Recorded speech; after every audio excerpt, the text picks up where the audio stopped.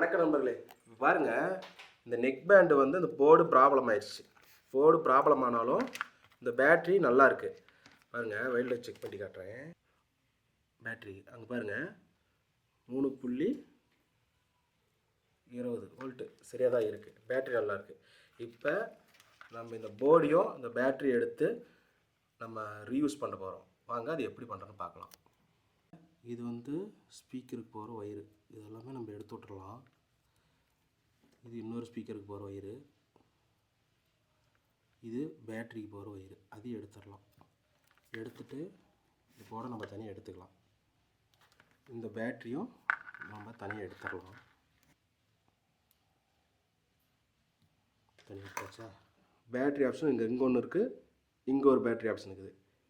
இப்போ இதில் நம்ம பேட்ரி கொடுத்துக்கலாம். பாருங்கள், இது நெகட்டிவ், இது பாசிட்டிவ். பாருங்கள், இங்கே ஒரு பேட்ரி ஆப்ஷன் இருக்குதா? இதில் வந்து கொஞ்சம் சால்ட்ரிங் போட்டுக்கலாம். போட்டுக்கிட்டு அங்கே வந்து இந்த ஒயரை சால்ட்ரு பண்ணலாம். பாருங்கள், ப்ளஸ்ஸுக்கு ரெட் ஒயரு, மைனஸுக்கு ஆரஞ்சு ஒயர். பாருங்கள், இப்போ சால்ட்ரிங் பண்ணி வேலை முடிஞ்சிருச்சு. இது வந்து நம்ம வீட்டில் இருக்கிற ஏர்டெல் டிஷோட ரிமோட்டு. இதை உள்ளே கழட்டி எடுத்துக்கிறேன்.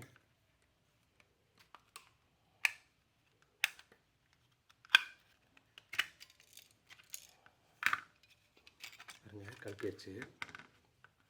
இது வந்து பாசிட்டிவ் டெர்மினல், இது வந்து நெகட்டிவ்.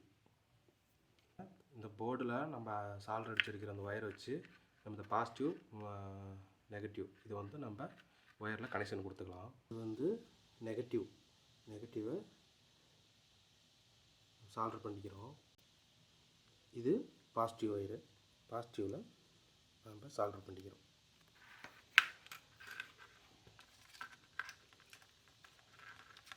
இதை நம்ம அசம்பிள் பண்ணிக்கிறோம்.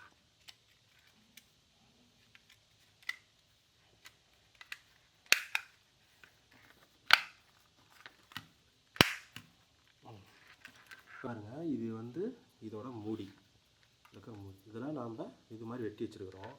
பாருங்கள், இது வந்து இந்த இடத்துல இது பண்ணுற மாதிரி நம்ம கம் போட்டு ஒட்டிக்கலாம். க்ளூ கன் போட்டு இதை நம்ம ஒட்டிக்கலாம்.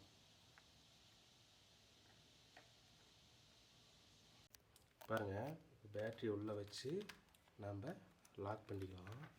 பாருங்கள், லைட் அடிச்சு அடிக்குது பாருங்கள், தெரியுதுங்களா? சார்ஜ் போட்டு காட்டுறேன். சார்ஜ் பண்ணி வச்சுங்களா? பாருங்கள், இங்கே சிவப்பு லைட் எரியும். லைட் ஆஃப் பண்ணிக்கிட்டு பாருங்க.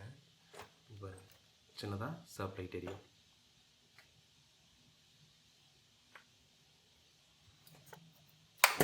இதுக்கு பதிலாக பேசாமல் பேட்டரி வாங்கி போட்டுக்கலாமே அப்படின்னு நீங்கள் நினைக்கலாம்.